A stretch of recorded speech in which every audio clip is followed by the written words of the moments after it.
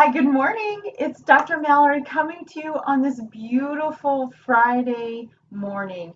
I hope that you guys have had a great week. I know it's been very interesting as we've all been making adjustments to COVID-19 in terms of how we're doing our work, how we're doing our play, how we're managing our stress. And so I hope that we are finding our new norm as we navigate through this time together.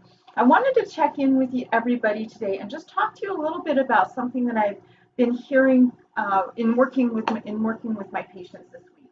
And one of the themes that keeps coming up is this: how do I deal with the disappointment?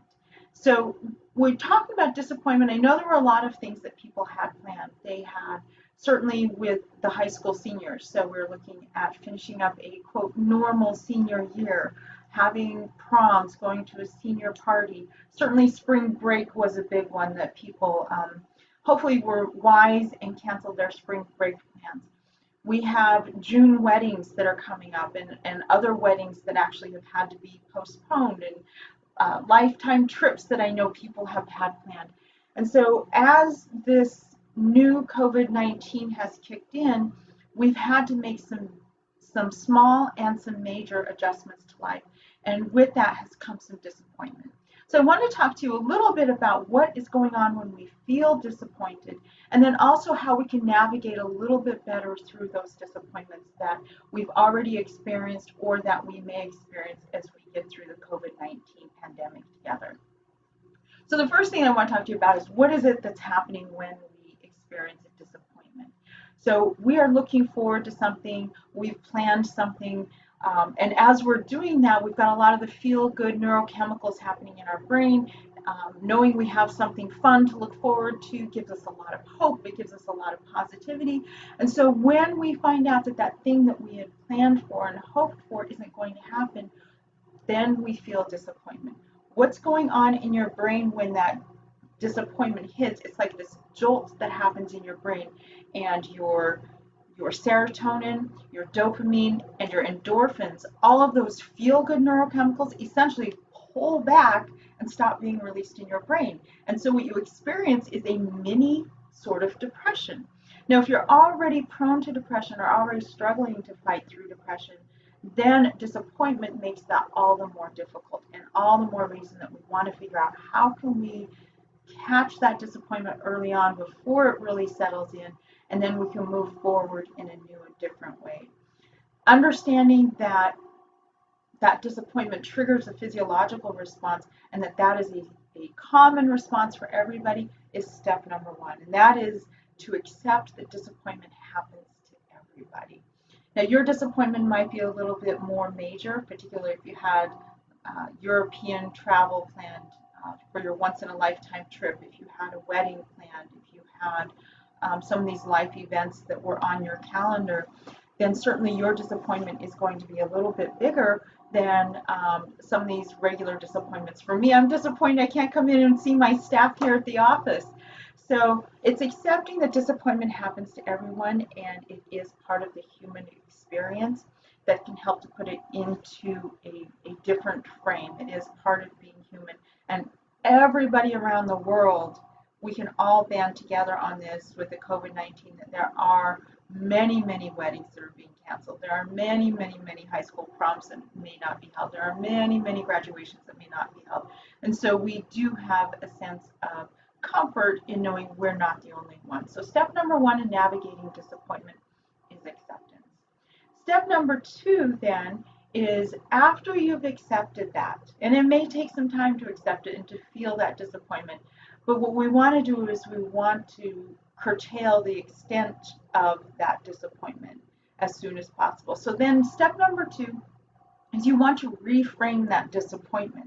One way to do that is to just start writing things down from a factual standpoint, almost as if you were a newspaper writer. I remember when I was in high school, we were told to write the who, what, where, why, and how. Who, what, when, why, where, and how. So it's just the facts, as the television show, Just the Facts, Ma'am. What this does, and if you can write this down, is it helps to balance out the thinking side of our brain. Yes, I'm going to go back to our prefrontal cortex. You guys know I love talking brain stuff, but it brings the prefrontal cortex more to the forefront and allowing the amygdala, that emotional center, to quiet down a little bit as we're just writing down the facts of the situation. So step number one, accept. Step number two is begin to reframe by writing down in your journal or in a notebook what are the facts, just the pure facts of the situation. Describe what's going on. Then number three is I want you to change your self-talk. So this means now that I've written down the facts, I want to be able to look at what have I been telling myself about this situation and how can I come up with something that's a little bit more realistic, still true, still honors that disappointment, and yet isn't creating this very strong devastation sort of effect. Essentially what I'm telling you to do is what we call cognitive behavioral therapy. Cognitive behavioral therapy has the ABCs of CBT is what I like to call it. So that means you write out, the A is you write out the activating event. The activating event is whatever it is that triggered that emotional response. In this case, what is it that happened that triggered your disappointment? The B is what are your beliefs? What are you telling yourself about that disappointment? So this is the self-talk, the chatter that's going on in your head. It's going to be things like, this is awful, this is terrible, this is not fair, this is so stupid, this always happens to me, nothing ever works out. Whatever those types of thoughts are, those are your beliefs. You want to write those down. Those are what are causing the emotional consequence of disappointment. So that brings us into the C category. So A, you write down the activating event. B, you write down your beliefs, your self-talk about that activating event. C, you're going to write down what are the consequences. And when you're looking at the consequences, I want you to look at what is it that I'm feeling emotionally. Disappointment, sadness, maybe some anger, maybe some regret that you didn't do it sooner and now it's been put off. What are you noticing happening physiologically in your body? So do you notice tightness in your chest? Are you noticing muscle tension? Are you noticing increased heart rate? What are you noticing happening physiologically? And then what are you noticing you're doing behaviorally? So in response to this disappointment, what are you doing? Are you overeating? Are you not eating? Are you using sleep as a coping mechanism? Are you maybe having one too many cocktails? So what is it that you're doing behaviorally? So activating event, beliefs, consequences, including emotional, physiological, and behavioral consequences. Now you've got the data out in front of you. You can see what is going on in your brain because it's written out on paper. Now you have some power. Now you can look at it and you can say, all right, about this event, how can I change what I tell myself? Because it's not the event itself that's causing that disappointment.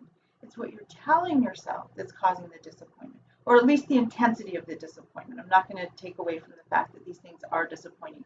But on a 1 to 10 scale, if your disappointment is a 7, 8, 9, 10, that's not a very effective way to go about life because, again, you're going to hamper getting the serotonin, the endorphins, and the dopamine is going to make you feel better. So we want to be in control of our mind instead of our mind being in control of us. So you go back to those beliefs and you challenge them and you say, how can I look at this at a more realistic way? So is this terrible? Well, terrible is a pretty exaggerated word. Is it disappointing? Yes. Is it inconvenient? Yes. Terrible would be maybe not the fact that you're not having a wedding or having a graduation. Terrible might be that everybody in your school gets infected with the COVID-19. That's a very different sort of thing. So it's inconvenient that we can't have our prom, and the upside is we're going to try to keep everybody safe and everybody healthy. You can also look at things and say, the next step then is how do you make a new plan? So how do you accommodate and make up for what is happening right now? So one thought that came to mind particularly for seniors is, you might not be able to do your senior class party now, But let's wait, let's hold off, let's see what happens where we are in August. And in August, have a really big bash and have that be your senior year graduation bash and going off to college bash all in one. I guarantee you by that time, people will be ready to celebrate, and it may be the very best party and celebration that you ever had. So, step number 4 is how do you make a plan?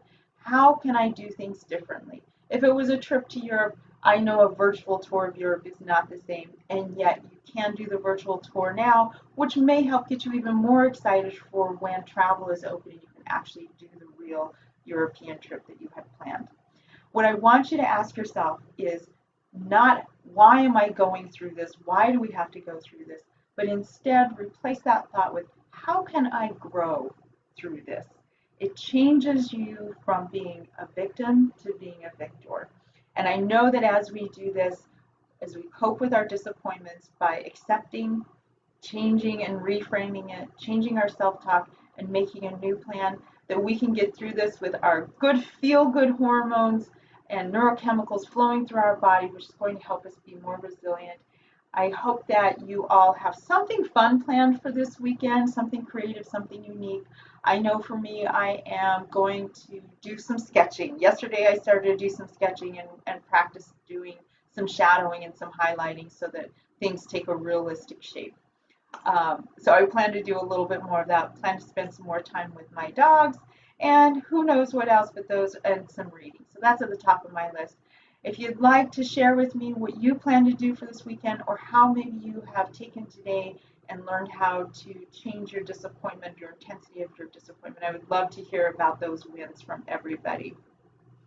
Additionally, scroll down through our Facebook page. On our Facebook page, yesterday I posted a longer video on how to mentally cope with the COVID 19, and that's based on empirical data that we've gathered from looking at past crises. It's really important to do, guys. The number one takeaway from that is limit your exposure to news media. That exposure to news media is going to create a vicarious traumatization process for you, and we don't want that to happen. We want everybody physically healthy and emotionally healthy as we come out the other side of this. All right, everyone, this is Dr. Mallory coming to you from Greater Things. Have a wonderful weekend. Be kind to yourself, be kind to others, and keep on doing greater things.